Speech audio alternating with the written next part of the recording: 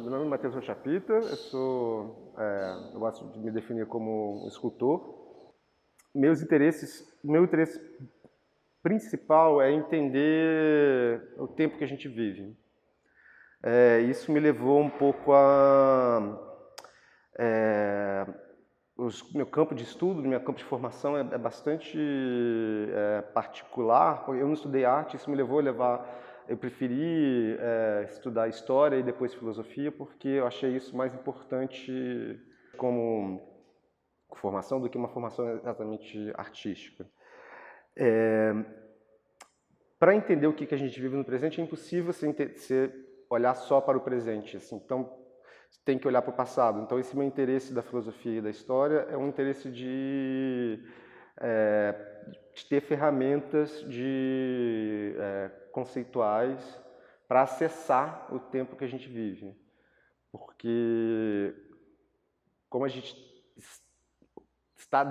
habita esse tempo, é um tempo muito difícil de você olhar para ele, enxergar. Então você precisa dessas ferramentas. Por um outro lado, do ponto de vista material, desde cedo eu tomei decisões muito meio drásticas de fazer uso só de coisas que estão ao alcance da minha mão. De materiais cotidianos, ordinários, porque eu acredito que esses materiais são os materiais do nosso tempo. Assim, são materiais que não têm... eles são muito comuns. Assim. Então, se de um lado esse meu interesse de ferramenta conceitual é muito maluco e digressivo, no sentido que o arco de pesquisa é muito grande, ele vai de coisas assim, tipo, eu faço uso de, sei lá, coisas arqueológicas sei lá, que pode datar de 3.000 anos atrás.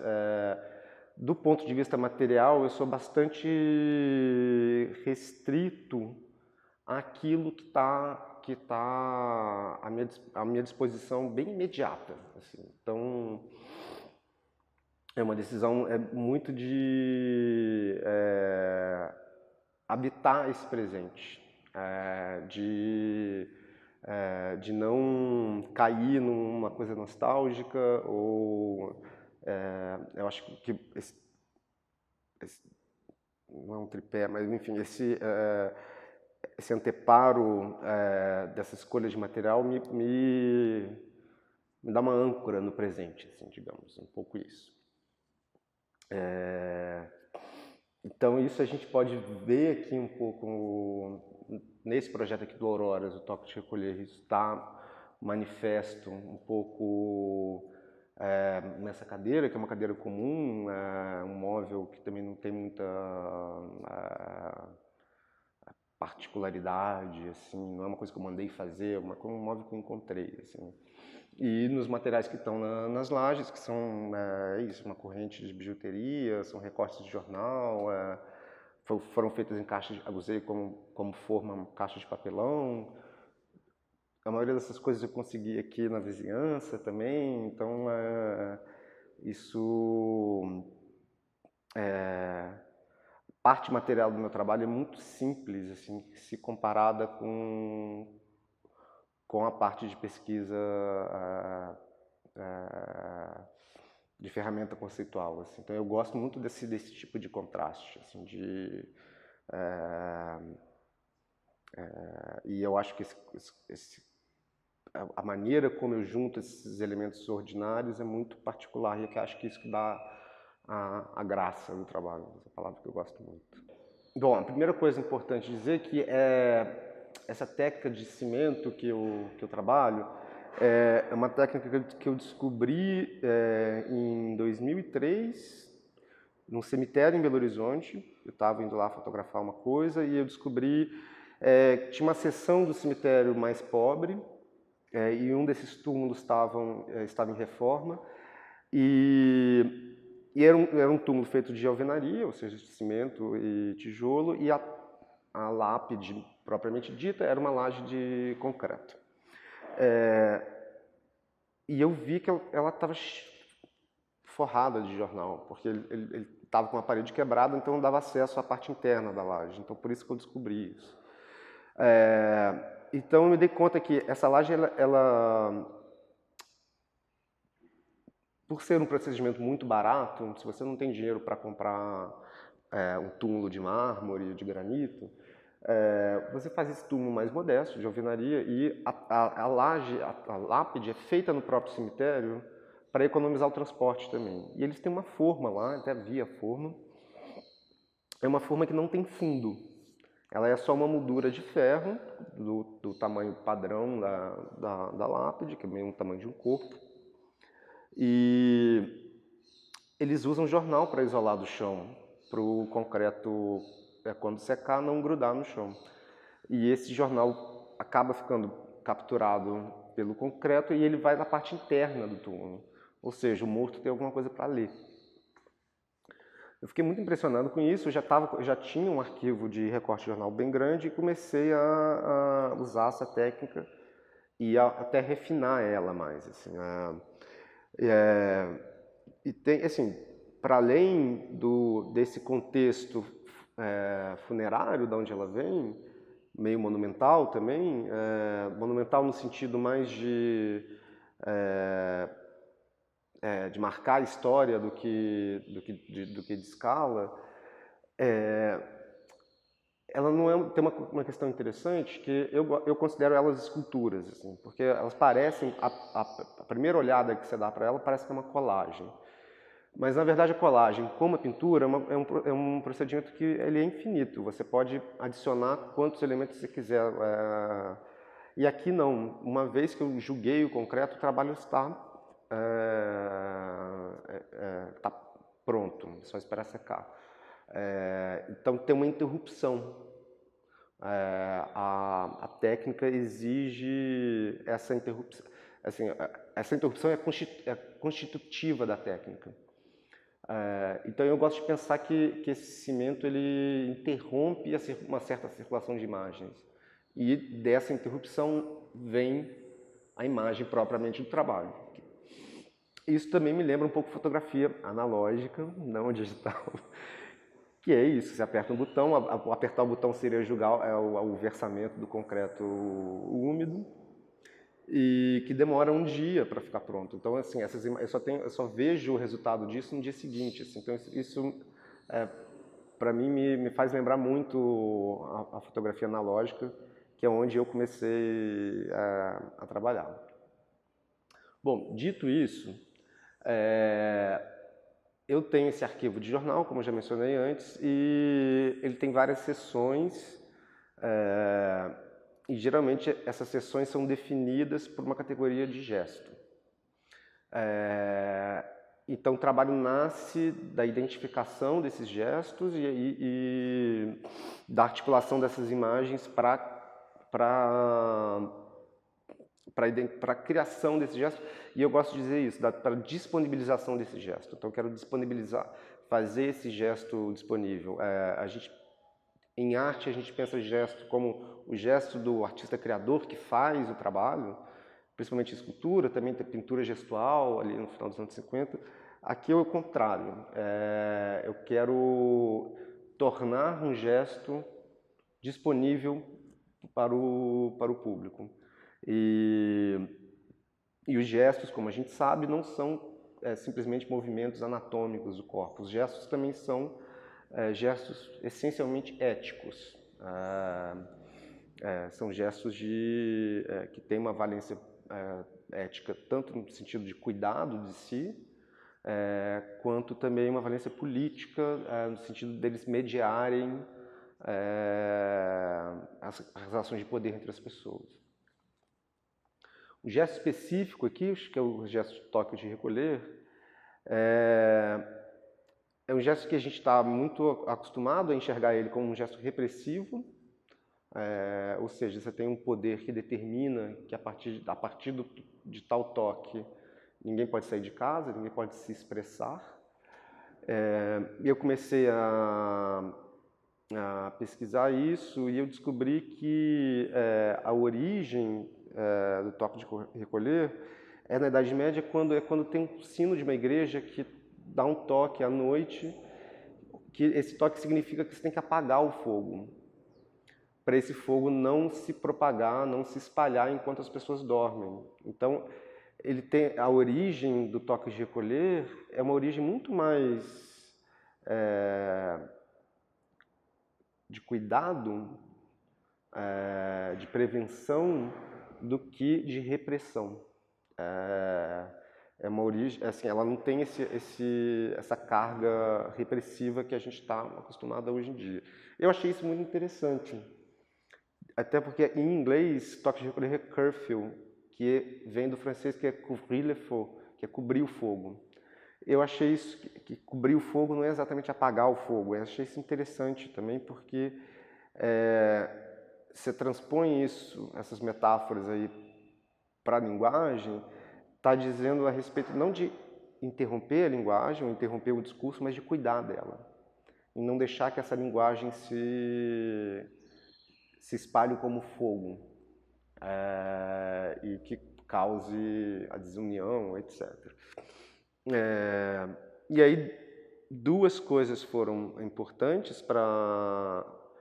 bom, na verdade, uma coisa levou a outra. Assim, quando eu comecei a juntar as imagens, eu comecei a pegar imagens de personagens que aparecem no jornal com pessoas tocando o olho, o ouvido ou a boca. E isso como se estivessem interrompendo os sentidos, né? E isso lembra muito a história dos macaquinhos, que é aquela coisa de não vejo, não ouço, não falo, que a gente identifica esses macaquinhos como uma coisa cínica, como um sujeito que vê as coisas, que sabe o que está acontecendo, mas que prefere fingir que nada está acontecendo. De novo, essa percepção, de novo, está um pouco enganada, porque a origem da coisa do macaquinho, que é da cultura japonesa, de novo, não é repressiva, nem cínica, é ética. É assim, se você ver o mal ou ouvir o mal, você não fala sobre o mal para você interromper a cadeia do mal. Então, esse sentido ético lá da cultura japonesa, ele entende que a violência entra dentro da linguagem. Então, que o sábio é você você prevenir que essa violência se espalhe para dentro da linguagem.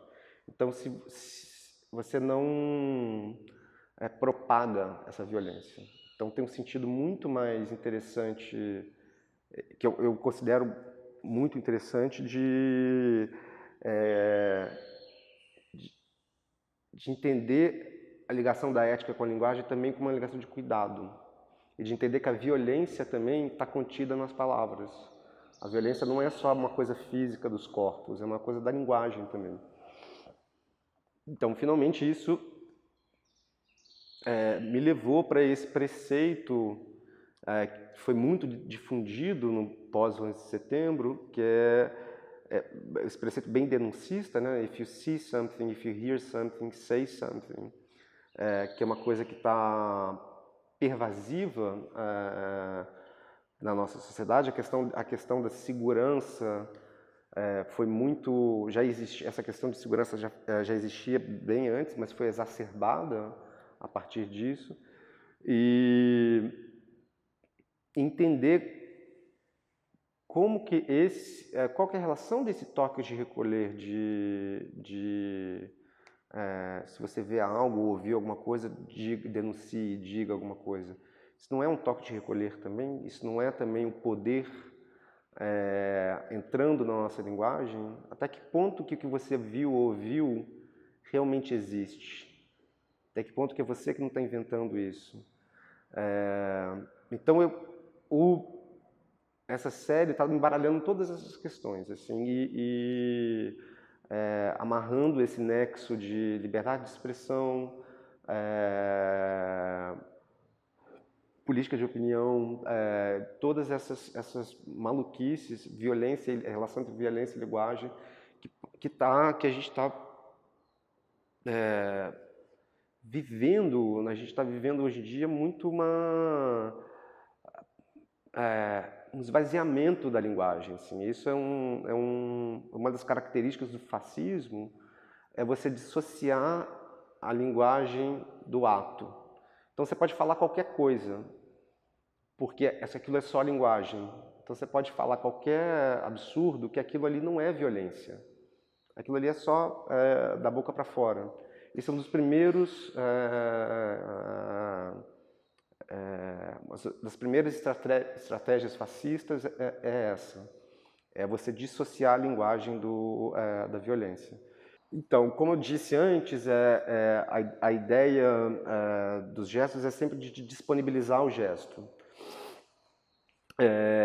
Acho que esse trabalho, A Primeira Pedra, ele foi muito eficaz nesse sentido, porque ele é muito didático para a gente entender o que é a disponibilização de um gesto. O que é a primeira pedra? A história é uma expressão que a gente conhece através dessa história do Evangelho, onde você tem uma figura de uma mulher que está sendo apedrejada. Esse apedrejamento, ele é legal, ele faz parte do sistema legal da época, ele não é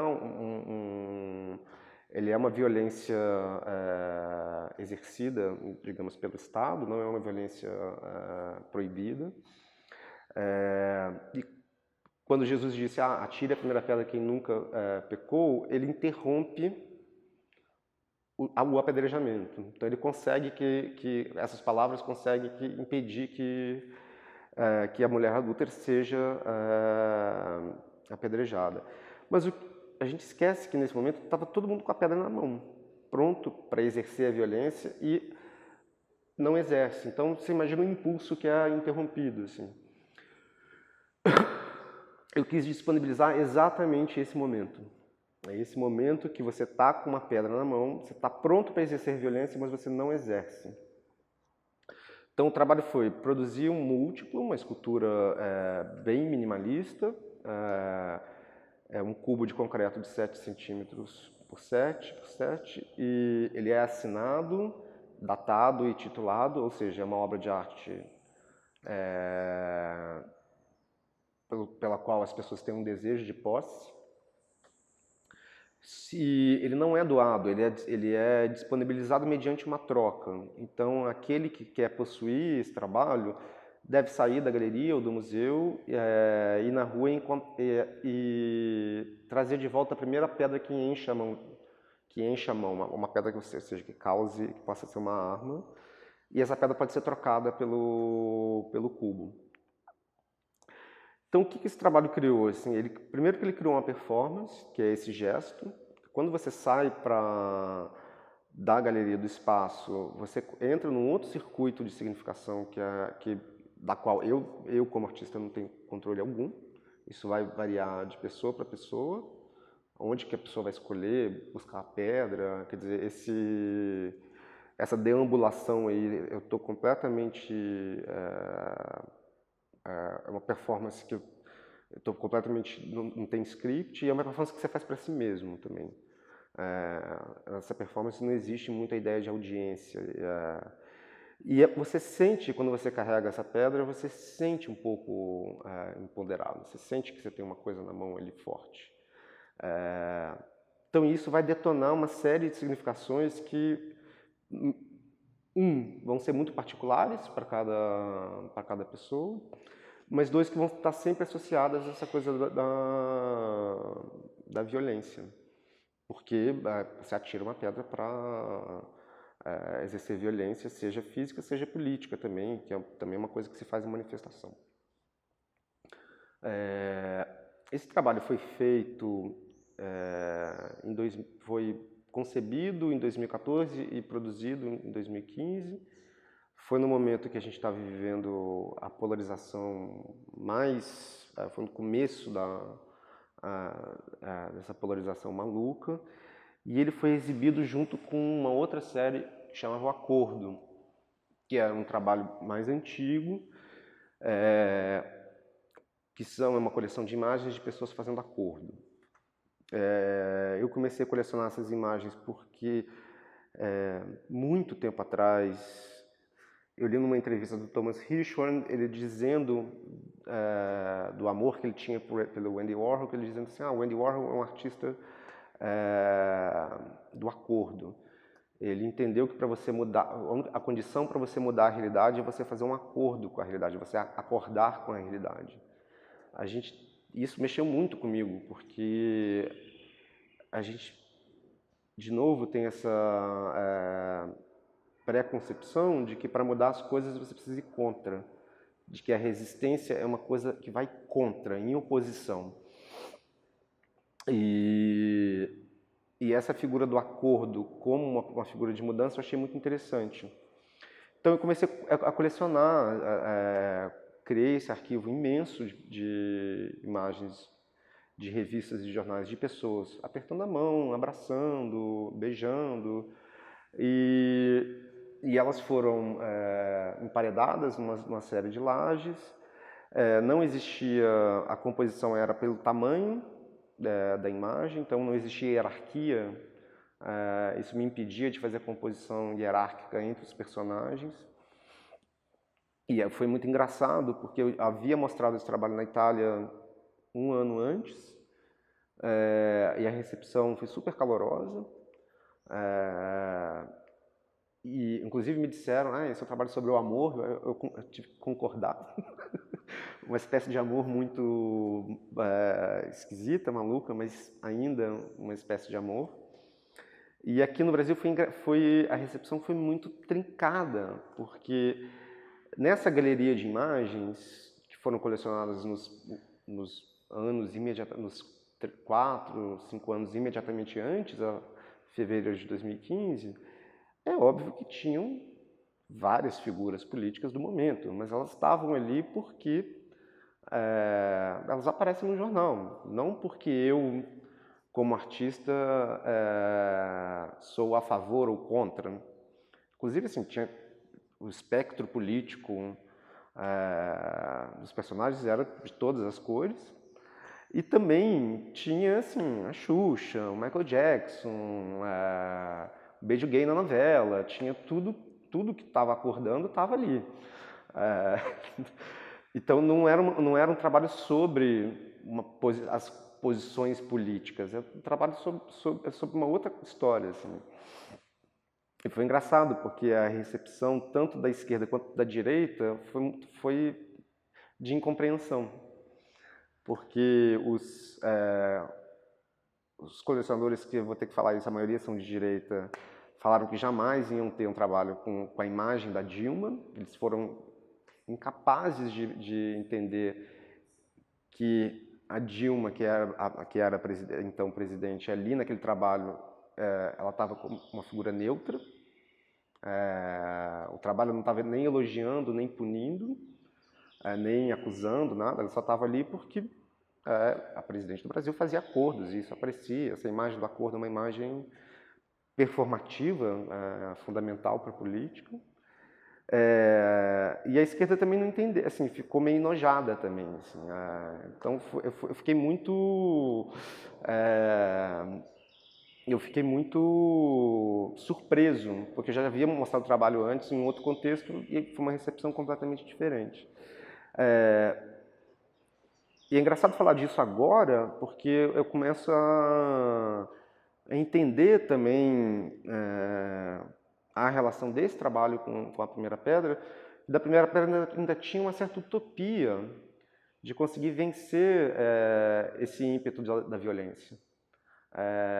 A Primeira Pedra propunha você depor a violência, depor a acusação para chegar a algum tipo de acordo, digamos. E para tentar mudar a realidade, mas justamente depondo a violência e não exercendo a violência. Eu acho que essa utopia foi um pouco... um pouco triste dizer isso, mas é verdade. Assim, aqui não tem muito esse horizonte de utopia. Porém, eu acho que existe aqui também um sentido mais... uma aposta também nesse sentido de cuidado de si, que é um pouco mais individual e menos coletivo, direcionado mais ao indivíduo, assim. Mas é engraçado, assim, com a sua pergunta, você me perguntando isso, eu me dou conta agora que a distância que separa esses dois trabalhos de 5 anos parece muito maior. Parece que tem um abismo e eu acho que isso está muito presente de como o trabalho ficou mais tenso também, ficou mais violento mesmo, talvez. Assim. Esse trabalho chama Cadeira Cativa. Eu acho que é legal falar um pouco do título antes, porque a palavra cativa, por exemplo, em italiano, não existe a palavra mal, existe a palavra cativa. Então, tem uma conotação muito interessante de que o mal é aquilo que é preso, é aquilo que não é livre. E cativar também significa, mais em português e em inglês, mais prender a atenção, seduzir,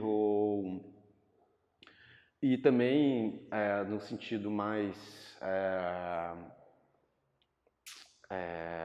vernacular da palavra, a cadeira cativa é a cadeira que você tem da torcida fixa no estádio. Enfim, é um trabalho um pouco difícil de falar, porque ele é muito sintético, ele junta as coisas de uma maneira muito feliz, portanto, é difícil de decompor. Mas vamos lá.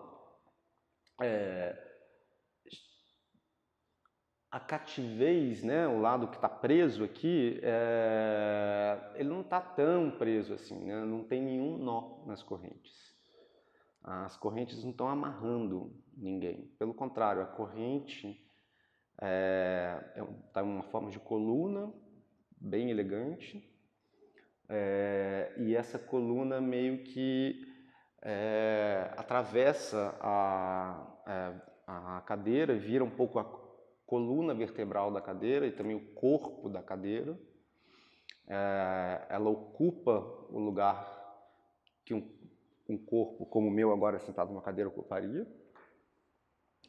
E essa cadeira, na verdade, está sendo sustentada por esses paus de selfie, que esses sim estão presos na corrente. Então, e esses paus de selfie estão cada um com uma espécie de celular petrificado, feito de cimento, com uma imagem, cada uma de um dedo apontando, que é tanto um dedo que toca o celular, quanto um dedo que acusa. Né? O gesto de acusar é muito... e que hoje em dia também virou um pouco o gesto da arma. Né? Então tem esse espectro gestual que vai desde o simples toque inocente até uma coisa mais acusativa e, não vou deixar de dizer, tem um dado um pouco erótico também, um erotismo bem esquisito, mas tem. E o que acontece com... O que está acontecendo aqui é que esses paus de selfie que estão sustentando a cadeira, ao mesmo tempo eles estão depondo essa cadeira. Se eu tirar esse peso aqui dos celulares de pedra, a cadeira cai para trás.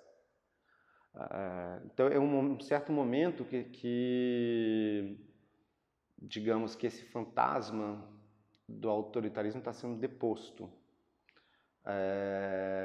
E que o que está depondo ou fazendo esse fantasma visível é justamente o espelho dele próprio. Então é como se eu tivesse, como se esse trabalho fosse assim, você pegar um espelho e mostrar para o fantasma do autoritarismo o que ele é. Então ele cai para trás. Só que o espelho é justamente o telefone celular. Então, que é onde que está tornando os espelhos que a gente conhece antigos obsoletos. Então, enfim, é difícil de falar porque ele carrega muita... ele sintetiza muita camada de muita coisa, assim, de muito desse momento que a gente está vivendo, onde também a nossa socialidade começa também a ser mediada muito por esses aparelhos, e os nossos próprios gestos começam a ser mediados por esses aparelhos. Existe até uma disputa entre companhias de telefone que estão tentando, já não conseguiram talvez, patentear gestos. Então tem uma marca que tem um gesto que faz isso, faz tal coisa no celular. Essas marcas estão tentando, cada uma, ter os seus próprios gestos e patentear eles. Então, ou seja, esses gestos ninguém poderia usá-los a não ser as próprias companhias. Isso é uma coisa muito assustadora, né? Porque é como se a linguagem estivesse sendo também privatizada. É uma coisa bastante... se a gente para pensar, é muito... é terrível, porque talvez a linguagem, e não só a linguagem falada, escrita, mas também a linguagem corporal, seja a coisa mais... o patrimônio... essa palavra é horrível também, né? Mas... o matrimônio também não funciona. Mas, vamos dizer, talvez seja a coisa mais pública, né, que a gente tem, mais disponível, assim. Ninguém nasce falando, mas a gente aprende, assim, a gente aprende a falar uma língua, uma segunda, uma terceira, a gente aprende gestos, então é muito esquisito você ver essa colonização da linguagem, tanto pelo poder econômico, quanto também pelo poder político, que isso vai, obviamente, refletir nisso. E, por último, que é importante dizer também, talvez eu tenha dito essa coisa dessa situação de opressão que está acontecendo aqui, é uma situação bastante confortável ao mesmo tempo, assim. Essas correntes, de novo, elas estão elegantemente lânguidas aqui, elas não estão... a violência que ela exerce é uma violência muito sutil. Por que isso também? Porque as situações de opressão são sempre confortáveis também. Existe uma zona de conforto nelas também, e isso é uma coisa muito difícil da gente admitir. E também tem uma coisa relacionada aqui ao Auroras também, que eu achei muito interessante, eu gostei muito por isso, também eu quis muito fazer esse trabalho aqui, porque a gente está numa casa. E é, de novo, essa aqui é uma situação um pouco doméstica. Essa cadeira cativa, a gente está falando de um debate político que é público, mas que se dá num espaço privado. Então isso é uma novidade do nosso tempo muito maluca também, porque os espaços de debate públicos estão sendo esvaziados, então você não tem mais corpos nos espaços públicos, você tem os corpos que estão todos trancados dentro de casa, e esse debate é feito sem a presença do corpo. Ele acontece de uma maneira muito espectral. Então, de novo, assim, tem esse fantasma autoritário que eu estou dizendo, assim, ele está ligado muito a essa condição nova do autoritarismo também, onde que você não tem a força sendo exercida no corpo com corpo. A opressão, ela é espectral, tudo, assim, ela ocorre de uma maneira fantasmática. E, por último, o que é importante dizer também, esse trabalho é um filho de um trabalho que detonou uma pesquisa interessante. Eu fui convidado para fazer uma peça para a exposição dos 50 anos do AI-5. era também uma cadeira que também tinha um corpo no lugar do corpo. Esse corpo era uma vela. Essa vela estava atravessada por uma corrente, foi feita com uma corrente dentro dela, e o tamanho da vela foi feito para durar a duração da exposição. E no finalzinho da exposição, uma vez a vela acendida, ela ia liberar a corrente da cadeira. Era um trabalho que tentava analisar as condições de acessar essa coisa dos meio século desse marco da ditadura, que é o marco contra a liberdade de expressão, um marco que digamos, é um toque de recolher bem violento, mas que eu também tentei identificar também as diferenças entre a violência daquela época e a violência de hoje em dia. E eu acho que isso só se efetuou realmente aqui, onde você entende que a violência que é exercida pelo poder nos dias de hoje é muito diferente da violência que foi exercida na ditadura. Enquanto a gente não entender isso, a gente não vai conseguir resistir também e mudar também. Porque são coisas... existem novidades no nosso tempo que a gente tem que ficar com o olho aberto. Nas lajes aparecem correntes também, e de novo, assim, elas são correntes de bijuteria, então de novo estou dizendo também dessa coisa de que essas correntes, que são também correntes, cadeias ideológicas, elas também, é difícil de você romper elas, porque elas também são, de um lado, confortáveis do ponto de vista econômico também. Assim, isso vale para todo o espectro político. Assim, eu não estou dizendo isso... Então, a gente entender também assim, que se libertar da opressão dói pra caralho também, assim, não é uma coisa assim, eu sou livre. Não, a liberdade exige não é uma condição natural do homem. Pelo contrário, acho que a cativez, né, a palavra italiana, assim, o estar preso, que é a condição, assim, se libertar exige um esforço muito grande e vai sempre exigir uma relação com a violência também. E aí o que a gente tem que entender como que essa violência vai, qual o uso que a gente vai fazer dessa violência, porque a violência não é só opressiva, assim, ela é opressiva também, mas é difícil de dizer. Mas ela faz parte do mundo. Não adianta fingir que ela não existe, fingir que a linguagem não é violenta, é justamente legitimar ela. Então a gente tem que ter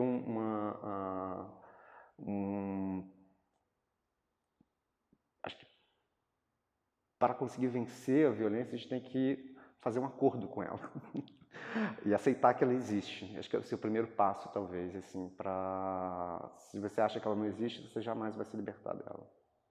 Não, isso é uma coisa também que eu fiquei muito feliz. A Débora é uma artista que a gente tem uma conversa há quase 15 anos já, que a gente se conhece, se adora e tem uma conversa de sempre quis estar junto. Já tivemos juntos em outras situações, mas não tão próximo quanto aqui.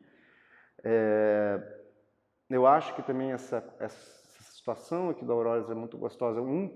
Para essa situação doméstica, que eu já falei antes, mas dois, também porque a exposição inteira tem uma conversa muito boa, mas muito despretensiosa também. Então, eu acho que essa falta de pretensão é uma certa liberdade e ela permite também o público entender a conversa de um jeito mais tranquilo. E isso é uma coisa que eu identifico muito, talvez assim, eu, Débora e o Tona sejamos da mesma geração. Essa é uma geração que é bastante atenta no cotidiano, assim. A gente tem muita